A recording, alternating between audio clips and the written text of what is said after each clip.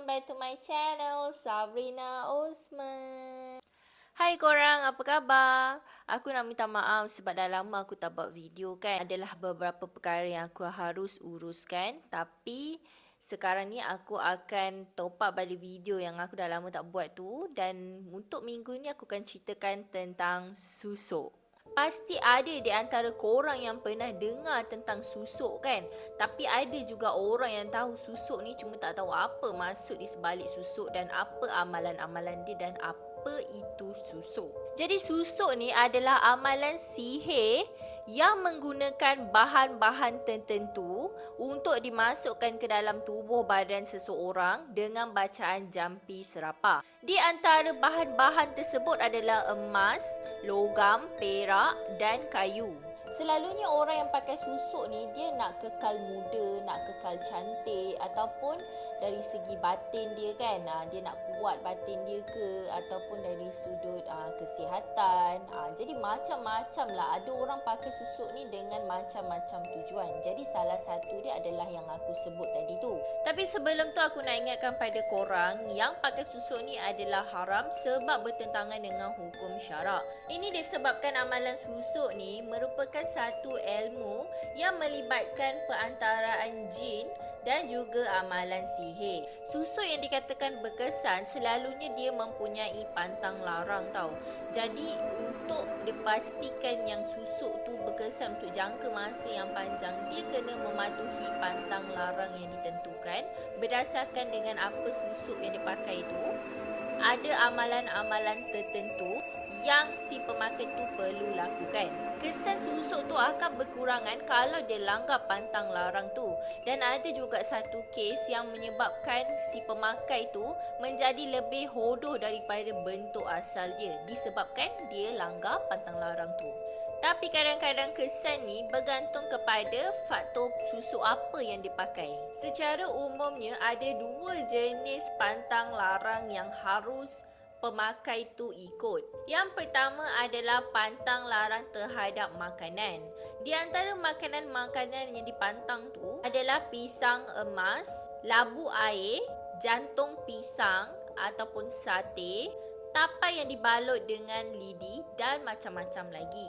Yang kedua adalah pantang perbuatan, iaitu adalah dia tak boleh lalu dekat bawah tali jemuran. Selalunya kalau kita tengok orang-orang yang selalu jemur pakaian dia dekat luar kan, ada dia buat macam tali jemur tu kan. So dia tak boleh lalu dekat bawah tu. Ataupun dekat bawah tangga ataupun bersiul. Dan ada juga larangan untuk solat dan juga puasa dalam bulan Ramadan. Dan kalau pemakai susuk ni langgar pantang larang tu, susuk tu dia akan keluar sendiri ataupun dia akan jadi tawar. Tawar tu maksudnya tak berkesan lah. Kalau korang nak tahu, dia pakai susuk dekat seluruh anggota tubuh badan dia. Dekat semua tempat, dekat muka boleh, dekat tangan boleh, dekat kaki boleh, dekat semua tempat lah dia boleh pasang susuk tu. Susuk tu dia memasukkan benda asing ke dalam tubuh badan kita. Contoh macam yang aku cakap tadi lah, macam emas kan, macam belian ataupun raksa, dia akan masukkanlah dalam tubuh badan kita dan juga campur dengan penggunaan jin ataupun iblis lah.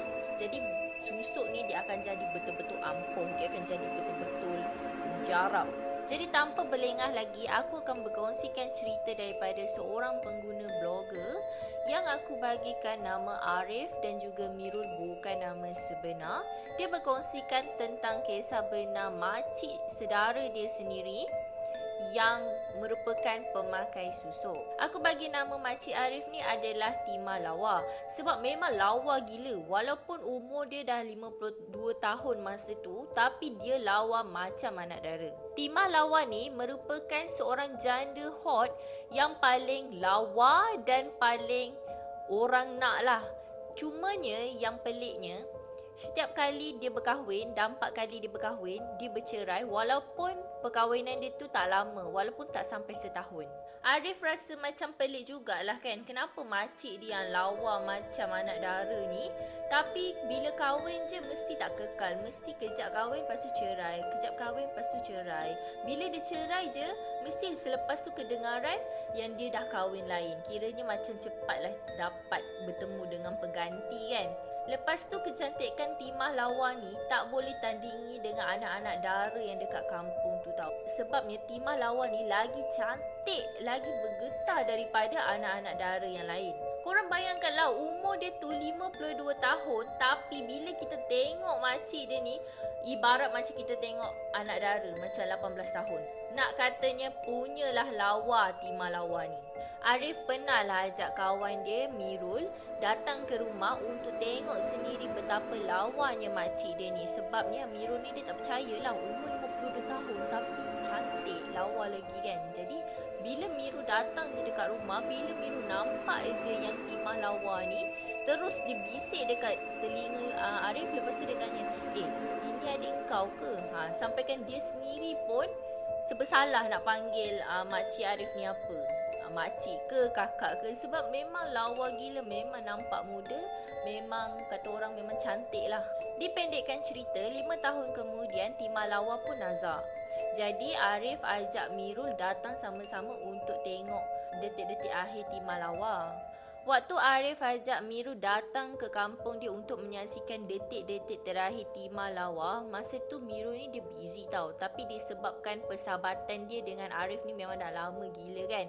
Jadi dia pun berkorbanlah untuk datang turut serta sekali. Sampai je dekat rumah Timah Lawa, tiba-tiba bulu roma Mirul ni terus meremang tau. Jadi dia rasa macam sesuatu yang pelik.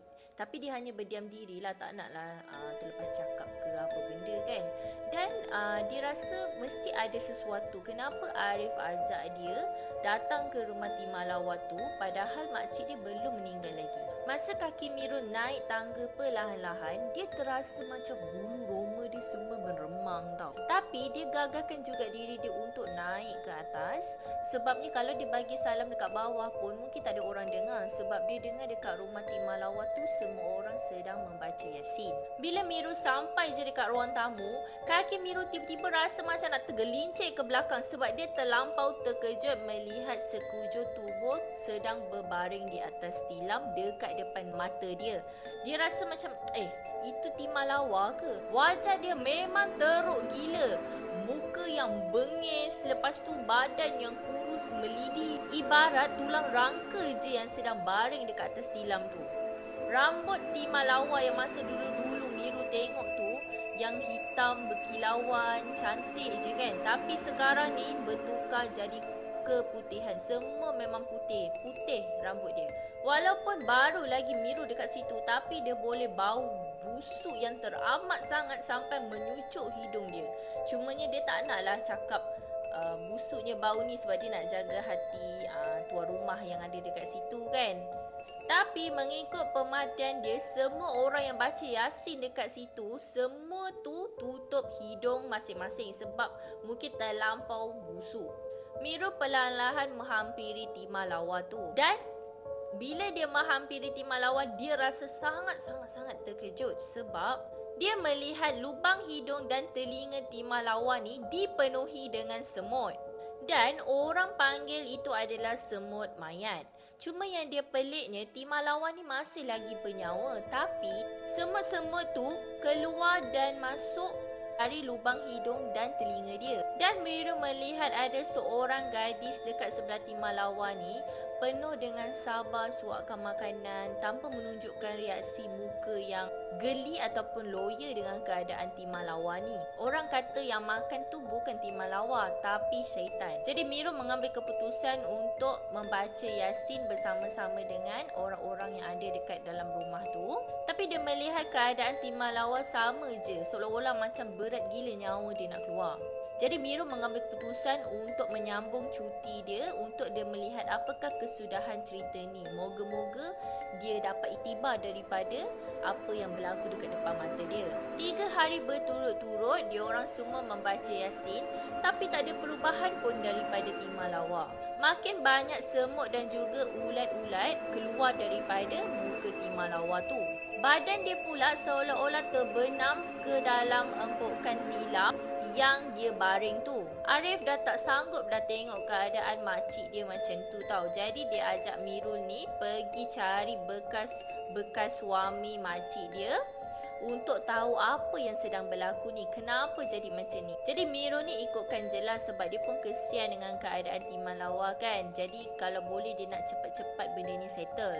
Lepas asar, Arif dan Miro naik motor pergi ke rumah bekas suami Timah Lawa. Dan bila dia sampai je, dan diorang sangat bersyukur sebab bekas suami Timah Lawa masih lagi duduk dekat situ. Bila sampai je, Arif terus menceritakan segala-galanya pada bekas suami Timah Lawa ni. Tapi reaksi bekas suami Timah Lawa ni hanya diam dan tak ada pun riak muka yang terkejut. Dan selepas tu, bekas suami tu kata macam ni. Padan dengan muka dia, siapa suruh jadikan syaitan tu sebagai pendinding diri? Bekas suami Timah Lawa memang nampak emosi sangat-sangat. Jadi dia pun termarah macam tu. Arif menyuruh bekas pakcik dia untuk bersabar dan dia kata dia datang kat sini untuk cari penyelesaian. Sebab dia kesian Timah Lawa ni dah nazak tapi seolah-olah tak boleh nak meninggal dunia. Dan Arif pun bertanya apa punca semua ni. Dan bekas pakcik dia pun cakap yang Timah Lawa ni sebenarnya terlampau taksub untuk cantik. Dia sampaikan sanggup cocok berpuluh jarum emas kat muka dia tu gara-gara mengikut kata-kata syaitan. Dan setiap malam Jumaat, dia mesti akan buat upacara mengasap kemenyan dalam keadaan gelap tanpa ada sedikit pun cahaya dalam bilik. Dan bila dia mandi pun, dia kena mandi dengan bunga-bunga yang tertentu. Dan Miro pun bertanya kepada bekas suami Timah Lawa ni, adakah Timah Lawa ni mengambil susuk? Dan bekas pakcik tu pun mengiyakan, dia kata memang betul. Dan kalau tak silap, ada 27 jarum emas dekat muka Timah Lawa tu. Banyak gila pantang larang yang Timah Lawa kena ikut. Tak boleh makan pisang emas lah, tak boleh lalu dekat bawah penyidai lah. Dan yang paling dahsyat sekali, bekas pakcik tu pernah ajak Timah Lawa ni pergi ke majlis kematian. Tapi dia menolak, memang degil lah, memang tak nak ikut langsung bekas pakcik ni. Sebabnya dia kata itu lagi bahaya dan boleh memudaratkan diri dia. Sebab itulah bekas pakcik tu ceraikan Timah Lawa ni. Dan bekas pakcik tu sempat cakap mujurlah diorang ni tak ada zuriat sama-sama. Bekas pakcik tu cakap sambil menggeleng-gelengkan kepala dia. Jadi Arif pun tanya dengan bekas pakcik dia, apakah penyelesaian yang dia boleh buat sebab dia kesian sangat yang Timah Lawa tu dah lama terlantar dekat rumah, dah dekat 3 bulan. Jadi apa yang dia boleh buat? Bekas pakcik dia pun bagi tahu yang Arif ni kena cabut 7 keping atap dekat atas bumbung dan buka juga 7 keping papan yang dekat lantai. Dia juga menyuruh ambil sebatang pokok pisang dan cantas batang tu. Dan dia pun sempat cakap mungkin ini adalah salah satu cara lah macam mana untuk tolong Timah Lawa tu meninggal dunia. Arif dan Miro saling berpandangan dan diorang berfikir kalau ini adalah satu-satunya cara, tak salah pun untuk mereka mencuba. Jadi selepas meminta diri untuk pulang, Arif dan Miro ni kelang kabut balik dekat rumah. Walaupun begitu, bekas pakcik dia sikit pun tak nak datang untuk melihat Timah Lawa tu. Sampai je dekat rumah, kelang kabut mereka berdua cabut atap dan lantai rumah tu. Mereka berdua bekerjasama untuk menyelesaikannya secepat mungkin sebab jumlah orang yang membaca Yasin dekat rumah Timah Lawa tu makin hari makin sikit. Selepas je selesai cabut atap rumah dan juga lantai rumah tu dan mencatas batang pokok pisang, mereka berdua duduk sekeliling Timah Lawa. Miro merenung wajah Timah Lawa. Muka ni lah yang membuatkan dia terkejut sebab terlampau cantik dan sekarang muka ni jugalah yang membuatkan dia rasa terkejut sekali lagi sebab terlalu buruk dan mengerikan. Lendir-lendir mula keluar daripada dagu dia. Dan kata orang, di tempat lendir-lendir itulah yang tempat dia cocok jarum emas tu, yang susuk tu. Dan ada juga di kawasan beberapa tempat yang lain keluar lendir. Dan kawasan-kawasan tu keluar lendir yang berbau sangat-sangat busuk. Masa tu, mata Timah Lawa dah pandang ke atas ke tempat atap yang diorang buka tu kan. Dadanya bernafas sangat-sangat laju. Jadi mereka semua ni terus membaca Yasin. Moga-moga mereka mengharapkan kesudahan yang baik. Tapi dalam keadaan tu tak ada siapa pun yang berani duduk dengan Timah Lawa. Apatah lagi nak mengajar Timah Lawa mengucap. Mulut Timah Lawa dah tenganga seluas-luasnya. Selang beberapa minit, Badan timah lawan ni jatuh sekuat-kuatnya ke atas tilam dan dalam keadaan yang tak bernyawa lagi. Berangin rumah papan timah lawas masa tu. Lubang atap yang dicabut dekat atas tu pun seolah-olah bergegar. Seolah-olah macam nak tercabut lagi yang sebelah tu. Dan Alhamdulillah selesai pengemubian jenazah timah lawa tu. Walaupun dalam waktu diorang menguruskan jenazah tu ada macam-macam gangguan, tapi tidak diceritakan oleh pengguna blogger ni. Aku berharap cerita ni membawa iktibar untuk kita semua supaya tidak berbuat sesuatu yang sama seperti itu. Semoga kita semua dijauhkan dengan benda-benda yang tidak sepatutnya. Aku tak tahulah sama ada cerita ini benar. Terpulang pada korang nak percaya ataupun tidak, okey? Itu sahaja cerita aku untuk kali ini. Terima kasih pada yang mendengar dan terima kasih juga yang meluangkan masa dekat YouTube aku.